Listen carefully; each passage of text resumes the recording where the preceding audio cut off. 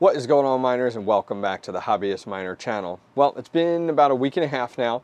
We've gotten a lot done on the shed. Previously, you guys saw the install video of having the shed delivered, and then we went ahead and actually did the electrical running from the panel out to the shed through some flex conduit. So next I'm going to show you guys today is the intake and exhaust. In previous videos we talked about using Gable vents with filters inside. We did go that route. It worked out actually really well. And then on top of that we went with AC Infinity T16 exhaust fans. And took quite a bit of work to get everything cut in. I'll throw up some images here to show you guys of cutting out all 9 of the panels for the Gable vents. It took quite a bit of work. Cutting up a lot of the shed actually. I went ahead and got some help doing this, kind of handyman style person, my pocket chump changes I call them, to help me do this. And because I'm not as kind of handyman savvy, so I wanted someone with more experience than me, and I didn't want to mess this up. You only really have one chance when you're cutting up parts of the shed. So we did cut on the intake side, and you can see here on the images, and then I actually painted all of the uncut places that were exposed now in order to just cover that up from the elements. We also did go ahead and do the same thing on the exhaust side. I'll show some pictures up here as well. You guys can see those massive holes for the T16 AC Infinity holes that we did have there. So let's go ahead and show you guys some of the finished product and how we made out. Okay guys, so here is the intake side of the shed that we just went ahead and finished up. So I did take off one of the Gable vents to show you guys exactly what we're working with.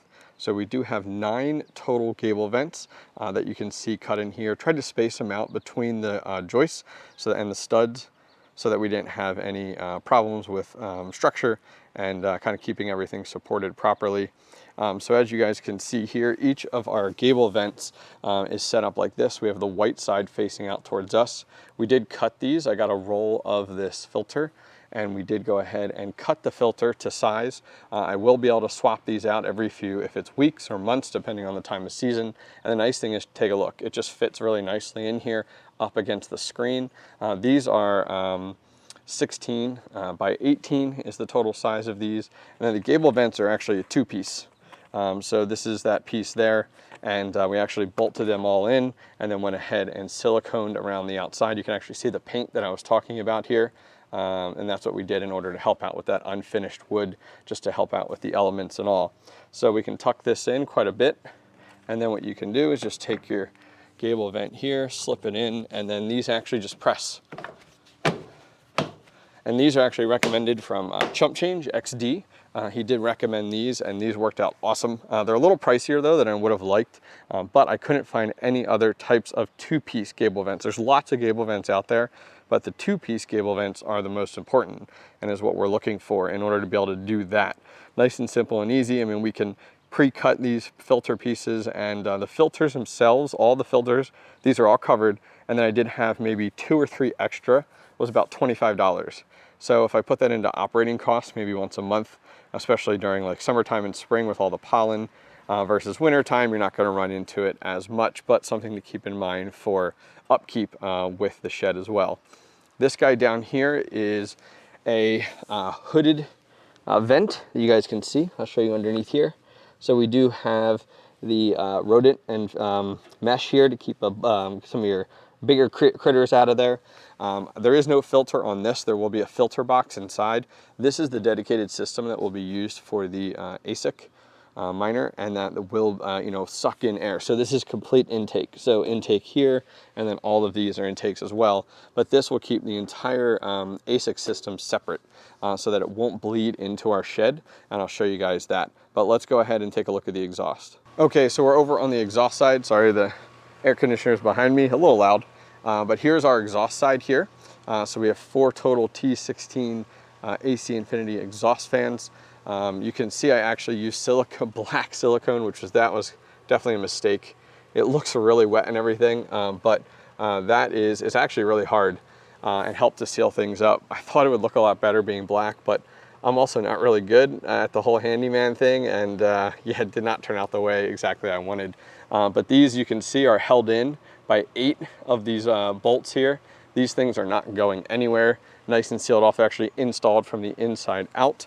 We have 4 of these here, and what happens is when these turn on, the vents open up. You can see the massive fans inside there, and then they close, which is really, really nice. In addition to that, you can see this hole down here. This hole is on purpose. I cut it and then I resealed it and put some screws in here. So that vent that you guys saw on the other side, I have a black one for this side to match this side. That is on its way. It should be here by the end of the month. So I wanted, while I was doing all the holes and having a set of hands to do everything, I decided to pre-cut it and then just clear silicone around it just to keep it sealed off from the elements. But this will be coming out, and another one of those hooded vents for the exhaust of the ASIC will be coming in. Exact same one, it's just black. It took longer to get in being black. It took almost double the amount of time to get in and ordered, but the nice thing is that it will match and it's hooded, so I don't have to worry about water or anything like that. It's gonna be pointed downward. And now the most noise coming out of your ASIC, my understanding is the fans on the ASIC, we're actually gonna be removing them, and then it's gonna be the exhaust. So the exhaust is actually going to come out the hood, and then it's actually pointed downward, so it's pointing down towards the ground. So hopefully the ground helps to muffle that quite a bit from there. So other than that, we're looking pretty good outside here. Let me go inside and show you guys what we're looking at. Okay, so let's take a look at the intake side first. You guys can see here is all of our filters. It's like a nice cushy feeling to it with everything tucked in there. And you know, the Gable vents come with the screen. The screens are actually hot glued in here, as you guys can see. Turned out really, really good. And everything is tapped from the outside in and sealed off. And then the Gable vents actually installed from the inside out. So you can see all through here the way that it's set up, and then everything's siliconed out there. So these turned out really, really nice. The air will come straight through those, which worked out really, really nicely. And look at this, the whole wall, all 9 of them. And we kept it between the studs. As I said, I did have a helping hand, as I'm not as handy. Wanted to make sure that this was perfect, to be honest with you. So because of the way that the studs laid out, we did 2 on this side, or 3, I'm sorry, space 3, space 3, and then we left this one a space because I did need it down here, as you can see for the ASIC. So that worked out nicely. So ASIC's gonna be right in the middle here. The whole back hall here is gonna be ASIC. So you have our vent here, and then look, here's where that other one is. I have it all sealed off with an extra piece. That vent will be over here. So along here for the ASIC that we're gonna be installing in here, it will go the intake hood inside into a AC Infinity filter box that's gonna sit here to help filter all that air. It's gonna have an inline fan, the ASIC in a soundproof box, another inline fan, exhausting it, and then out. And my goal is actually going to be to take off those exterior fans on the ASIC. You actually have to get these little dummy fan modules to put into the fans so that the ASIC sees, quote, a fan there. But my goal is to have the ASIC right here and a dedicated intake and exhaust system flowing the air entirely through it. That air will never hit the inside of our shed.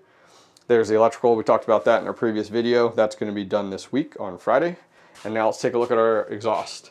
So here's our exhaust. The wall needed quite a bit of work because of the fact of where our studs are. So we had a stud here. There was a full stud going top to bottom through there. There's one there and there and there. So in order to do this, in order to support these properly, we boxed everything out and then reinforced them. And they're all in here really, really nicely. So those bolts that you saw on the outside are actually going into the wood to hold this entirely in place, which is really, really nice. And then this is all held in here, and as you guys can see, like, that is not loose. It is anchored in there and not going anywhere. So we have all 4. We decided to separate them up. You know, we talked about, like, do we stagger some and stuff, and in this small area, staggering them isn't really going to do much, you know. It's just going to shift it a little bit to the left and right, not be a big deal. So I did test these out, and I'm going to do a future video once I get everything in here showing you guys. But these running on 3, they have like a little fan controller with them. I do have the digital ones from AC Infinity. I'm going to be using those, but these for now worked well. I just plugged them in with an extension cord, and putting these on 3, all 4 of them, was a massive amount of air. And you literally could stand right in the middle, and it felt like you were at the beach, and there was a super strong breeze coming through here. which is awesome. That's exactly what I want. Just recycling the air as fast as possible. That's my goal. Based off of what I've read, you want to recycle the air to 3 to 5 times.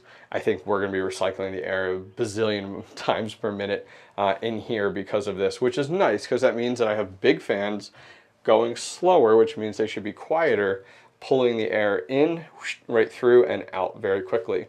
So what's next? What do we got next on the docket coming up here?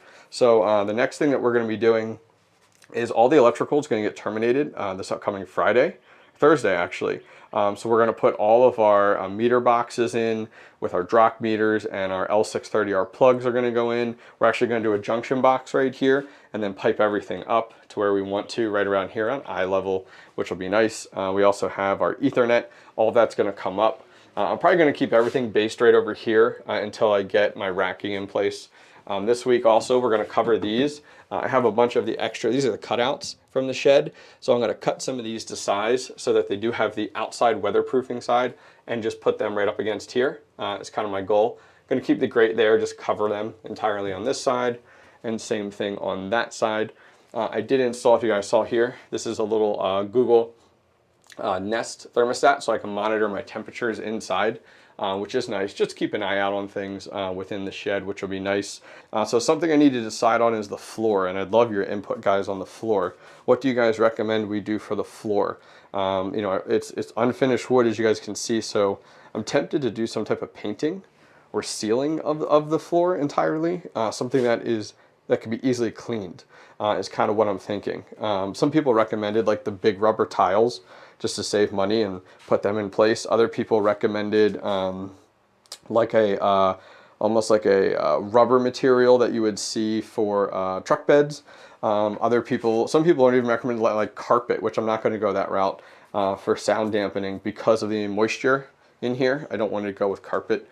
So we're going to go with some rubber style material is what I'm thinking. So that's something I want to do. So after the electrical and we cover the holes and stuff, the next thing is the floor.